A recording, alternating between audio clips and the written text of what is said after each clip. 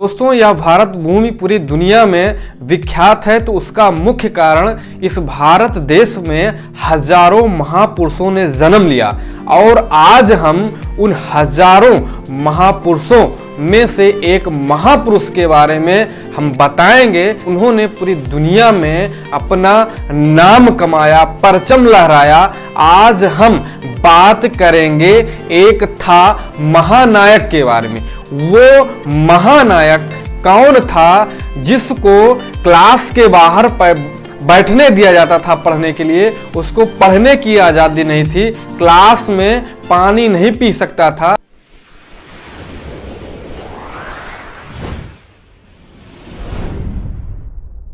नमस्कार दोस्तों, मैं विजय विद्रोही, आप देख रहे हैं 85 तक। आज हम डॉक्टर बी.आर. अम्बेडकर के बारे में बात करेंगे। अगर हम बात करें तो बाबा साहब इस भारत देश के सबसे ज्यादा पढ़े लिखे व्यक्ति थे। उन्होंने बीएससी, एमएससी, डीएससी, डीलिट, बार, पीएचडी तमाम ऐसी डिग्रियां हासिल की हैं, और वो भी बहुत ही गिरे हालात में। उनके पास किसी प्रकार की भी सुविधा नहीं थी। आज हम बाबा साहब को सिर्फ संविधान निर्माता के रूप में ही जान पाते हैं, लेकिन आज हम बताएंगे आपको कि वो बाबा साहब ने इस भारत देश के लिए क्या क्या किया है। दोस्तों, अगर हम बात करें तो बाबा साहब का जन्म 14 अप्रैल 1891 में महू छावनी मध्य प्रदेश में हुआ। और बाबा साहब के बचपन के जीवन, संघर्ष और शिक्षा की बात करें तो बाबा साहब को इस शर्त पर जो है पढ़ाने के लिए दिया गया कि जो है भीम क्लास से बाहर बैठेगा, जहां बच्चे अपना चप्पल उतारते हैं।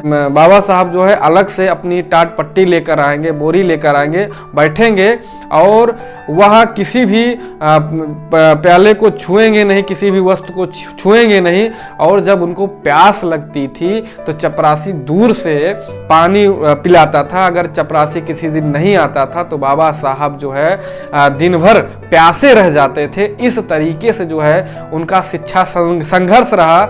यहाँ तक कि जब बाबा साहब विदेश में पढ़ने जाते हैं, अमेरिका जाते हैं, तो वहाँ पर जो है उनके पास पैसे का अभाव होता है और वो बहुत ही कम भरपेट भोजन करने को नहीं मिलता था। लेकिन डॉक्टर बी.आर. अम्बेडकर ने अपने शिक्षा पे जो है ध्यान दिया और वो इतने ज्ञानी हो गए कि जिस देश के लोगों ने उनको पानी पीने का, पानी छूने तक का अधिकार नहीं दिया था, उस देश के लोगों को जो है बाबा साहब को संविधान लिखने का जो है अधिकार देना पड़ा, मजबूरन देना पड़ा। मुख्य रूप से जो है बाबा साहब ने महार सत्याग्रह आंदोलन किया। महार सत्याग्रह आंदोलन क्या है, इसको आपको जानना जरूरी है। बाबा साहब ने जो है दुनिया में तमाम प्रकार के आंदोलन चले। गांधी ने नमक के लिए आंदोलन चलाया, लेकिन डॉक्टर बी.आर. अम्बेडकर ने जो है पानी पीने के लिए आंदोलन चलाया। साथियों, सोचने वाली बात है कि उस समय जो है सन 1927 में जब बाबा साहब जो है विदेश से पढ़कर वापस आए तो उन्होंने कहा सबसे पहला आंदोलन होगा पानी के लिए। हम जो है पानी बिना, एक तालाब था जो महार तालाब के नाम से था, और उस पानी में जो है कुत्ते बिल्ली पानी पी सकते थे, लेकिन शूद्र अछूत पानी पीने का अधिकार नहीं था, जबकि अंग्रेजों ने दिया था अधिकार। लेकिन जो मनुस्मृति थी उस कानून के अनुसार शूद्रों और अछूतों को जो है पानी पीने का अधिकार नहीं था।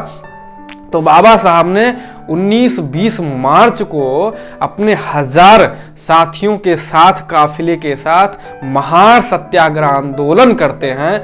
और इस आंदोलन जो है 2 दिन तक चलता है। 19 तारीख से तैयारी होती है और 20 मार्च तक ये चलता है। और यह महार सत्याग्रह आंदोलन में जो है सभी लोग उस महार तालाब में, जिस तालाब में हजारों वर्ष से कोई अछूत शूद्र पानी नहीं पिया होता, उसमें पानी जो है सभी लोग एक साथ पीते हैं और उन पर लाठियां भी बरसाई जाती हैं, कई लोग घायल भी होते हैं। लेकिन इस पानी को पी करके डॉक्टर बी.आर. अम्बेडकर ने कहा कि अगर हम इस पानी, इस तालाब का पानी नहीं पीते थे तो हम मर नहीं जाते थे। लेकिन यह हमारे अधिकारों की बात थी, ये समानता की बात थी और बाबा साहब ने पहला आंदोलन यहीं से शुरू किया और वह आंदोलन महार सत्याग्रह आंदोलन कहलाया। साथियों, और दूसरी बात, दूसरा आंदोलन जो है बाबा साहब ने तैयार किया और 25 दिसंबर को, सन 1956 को 25 दिसंबर में जो है बाबा साहब ने उस काले कानून जलाने का काम किया, यानी कि मनुस्मृति को अपने ब्राह्मण सहयोगी मित्र के साथ जो है जलाने का कार्य किया और उस मनुस्मृति को सरेआम चौराहे पर जलाया। यह जो है बहुत बड़ी घटना थी और पूरे भारत देश के जो मनुवादी व्यवस्था को सपोर्ट करने वाले थे उनको पूरा हिला कर रख दिया कि अरे जो कानून था मनुस्मृति उसको कैसे जलाया जा सकता है। और इस तरीके से बाबा साहब ने कई ऐसे आंदोलन किए और कालाराम मंदिर सत्याग्रह आंदोलन, यह आंदोलन 2 मार्च 1930 से स्टार्ट होता है और यह 1 अप्रैल 1930 तक चलता है। मतलब कि मार्च से लेकर अप्रैल तक चलता है। कहने का मतलब है 1 महीने कंटिन्यू इस कालाराम मंदिर सत्याग्रह आंदोलन चला। इसमें यह था कि कालाराम के मंदिर में जो है शूद्रों को जो है प्रवेश वर्जित था और बाबा साहब ने हजारों की भीड़ को इकट्ठा करके लगातार जो है धरना प्रदर्शन किया और तब जाकर यह जो है मामला कोर्ट में जाता है और 5 साल के बाद निर्णय आता है और बाबा साहब के पक्ष में निर्णय आता है कि शूद्र जो है मंदिर में प्रवेश करने का अधिकार है।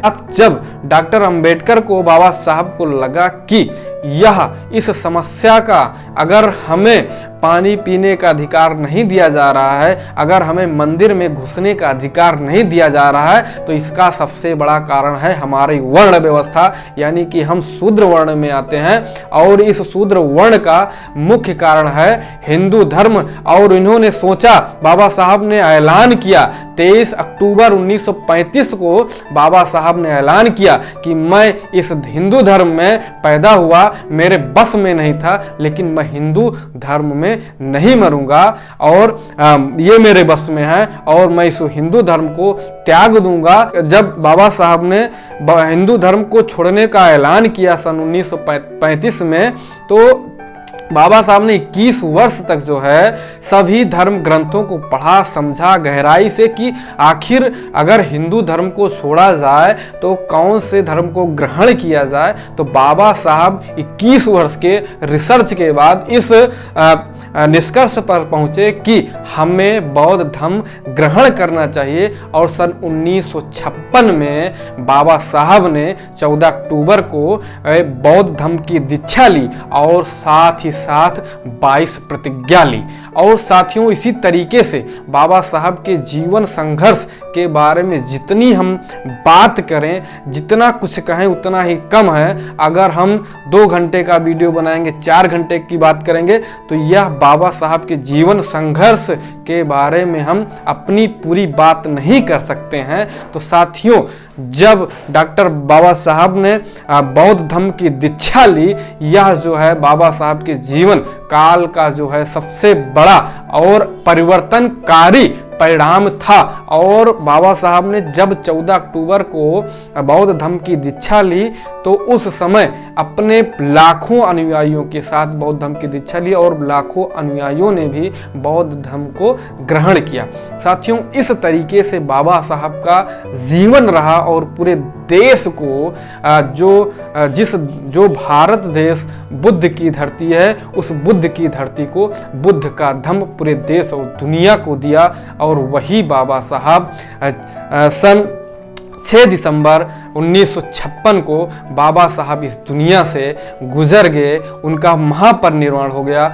और आज भी वो डॉक्टर बी आर अम्बेडकर जो है भारत के कण कण में पूरी दुनिया में विद्यमान है, जिनको सिंबल ऑफ नॉलेज कहा गया, ज्ञान का प्रतीक कहा गया, जिनको पूरी दुनिया जानती है। और साथियों बात करें तो सबसे ज़्यादा किताब लिखा गया अगर किसी के ऊपर गया है तो डॉक्टर बी आर अम्बेडकर हैं। अगर किसी पे सबसे ज़्यादा साहित्य लिखा गया है तो वो बाबा साहब हैं। अगर किसी पे सबसे ज़्यादा गाना लिखा गया है, गाने गाए गए हैं तो वो बाबा साहब हैं। अगर भारत देश में क्रांति की बात करें तो वो डॉक्टर बी आर अम्बेडकर हैं। तो साथियों आपको यह वीडियो कैसा लगा आप हमें बताइएगा। अगर आप इस चैनल पर नए हैं तो चैनल को सब्सक्राइब करें। फिर कभी इसी तरीके की वीडियो के साथ मिलेंगे, तब तक के लिए जय जवान, जय किसान, जय विज्ञान, जय संविधान।